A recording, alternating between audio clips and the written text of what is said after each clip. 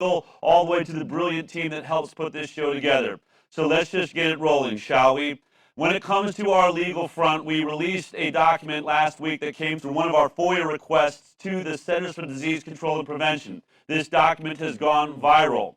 This is essentially what it was. It was a letter from our legal team at Syrian Glimstead. Dear Sir or Madam, this firm represents the Informed Consent Action Network, ICANN.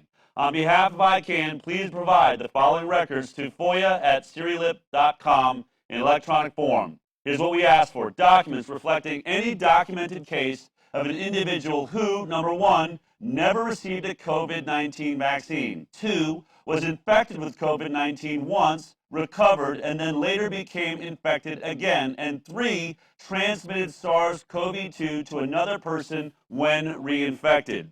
We sent this out, and of course, as usual, and this is because of the work we've done. For those of you who are just joining us, we have won lawsuits against this very department, the CDC. We've won lawsuits against the FDA, Health and Human Services, the National Institute of Health. It starts with issues like this, where we make a FOIA request, they refuse to answer us, and then eventually we take them into court to get the answers that we believe the people of the United States of America and the world need to know. So in this circumstance, they finally responded to our question, and this was their answer.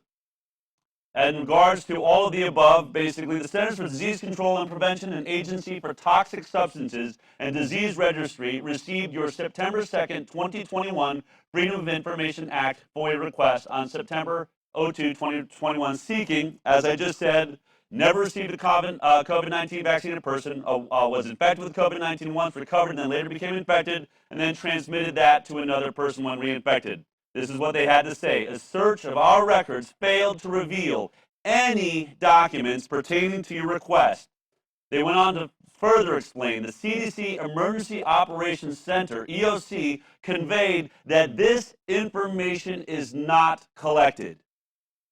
An incredible discovery there, that though we are talking about vaccinated people and whether or not they should be allowed into certain places, and we're making other people wear masks and all of that, and trying to decide how we're all going to move amongst each other on this earth, the one thing the CDC is not tracking is what is happening with natural infection. The one thing we've known since the dawn of man is how we've always had herd immunity. The idea of herd immunity comes from natural infection. You catch the illness, once you've had it, you develop antibodies, and then you have this very long-lived immunity. In many cases, when it comes to measles and other childhood illnesses, you have lifelong immunity from coming in contact with that virus. But in this case, with SARS-CoV-2, when they're telling us they are so incredibly focused on this pandemic and how to stop it, they're not looking into or collecting any data on the one thing they know for a fact would stop it, which would be natural infection. They have no data on that. Well, obviously, we weren't the only ones shocked and surprised when we started putting this out